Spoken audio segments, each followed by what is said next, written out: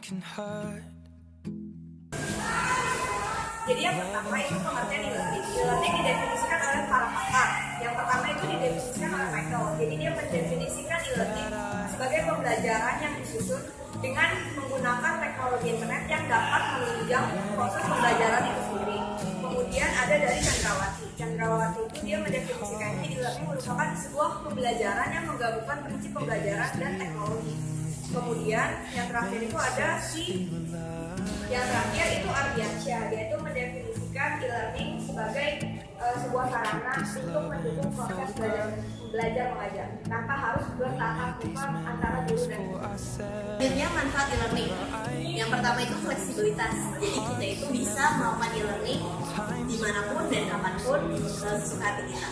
Yang kedua itu belajar mandiri. Dengan ada e-learning, mahasiswa dituntut untuk lebih mandiri dalam belajar. Misalkan mereka itu membuka-buka internet sendiri tanpa harus disuruh sama dosennya lagi. Yang ketiga efisiensi dalam biaya. Itu maksudnya kita itu menipiskan atau mengurangi biaya dalam hal transportasi atau gedung. Karena dalam e-learning itu tidak ada gedung dan transportasi. Kita bisa melakukan di mana saja. Terus meningkatkan partisipasi aktif mahasiswa. Kita biasanya kan kalau di kuliah kan didorong sama dosen, tapi kalau ini kita akan timbul dari diri kita sendiri untuk aktif sendiri.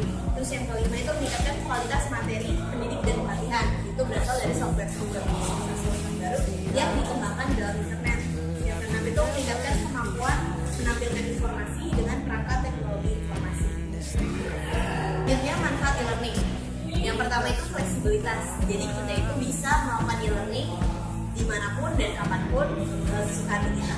Yang kedua itu belajar mandiri. Dengan ada e-learning, mahasiswa dituntut untuk lebih mandiri dalam belajar. Misalkan mereka itu membuka-buka internet sendiri tanpa harus disuruh sama dosennya lagi. Yang ketiga efisiensi dalam biaya. Itu maksudnya kita itu menipiskan atau mengurangi biaya dalam hal transportasi atau gedung. Karena dalam e-learning itu tidak ada gedung dan transportasi. Kita bisa melakukan di mana saja. Terus meningkatkan partisipasi aktif mahasiswa. Kita biasanya kan kalau di kuliah kan didorong sama dosen, tapi kalau ini kita akan timbul dari diri kita sendiri untuk aktif sendiri. Terus yang kelima itu meningkatkan kualitas materi pendidik dan pelatihan. Itu berasal dari software baru yang dikembangkan dalam internet. Yang keenam itu meningkatkan kemampuan menampilkan informasi dengan perangkat teknologi informasi. Nah, selanjutnya itu karakteristik e-learning. Yang pertama itu memanfaatkan alat-alat elektronik, misalnya dengan HP atau laptop. Nah, yang kedua itu memanfaatkan keunggulan komputer, misalnya itu dengan komputer network. Kemudian bahan ajar bersifat mandiri, jadi kita bisa mengaksesnya dimanapun dan kapanpun untuk pribadi kita sendiri. Kemudian segala yang berhubungan dengan administrasi pendidikan dapat dilihat setiap saat di komputer. Jadi setelah data itu disimpan di komputer kita dapat mengaksesnya sendiri. Kemudian materi pembelajaran dapat tersimpan di komputer.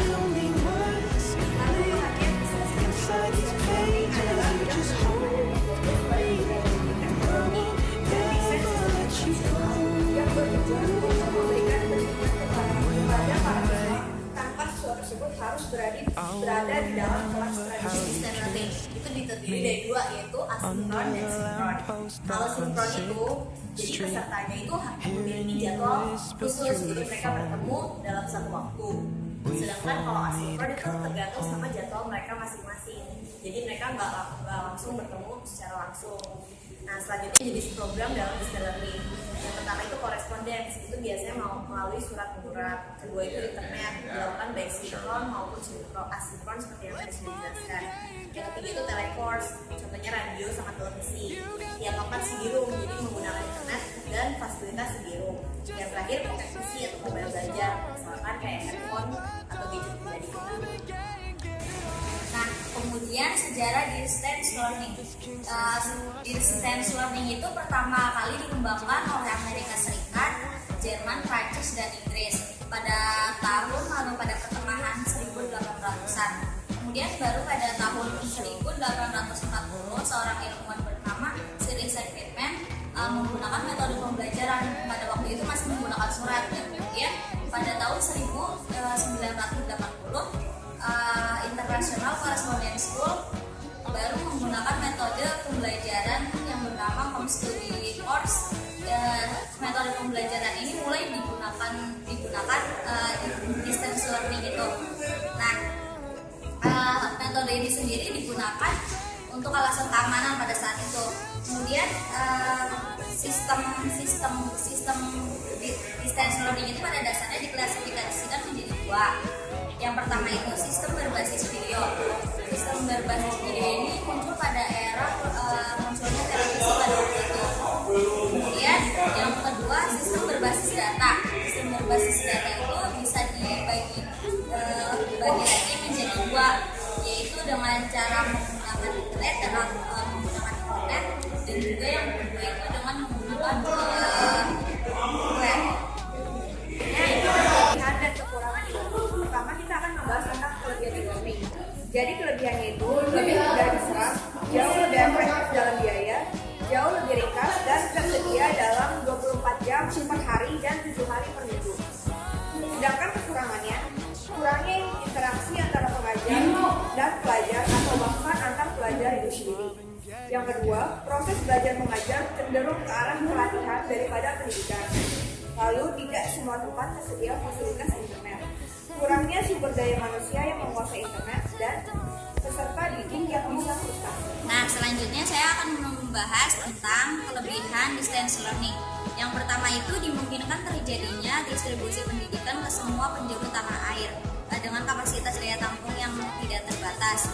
Kemudian karena tidak memerlukan ruang kelas. Lalu tidak terbatas oleh waktu. Kemudian ada lagi pelajar dapat memilih topik atau bahan ajar sesuai dengan keinginan dan kebutuhan masing-masing.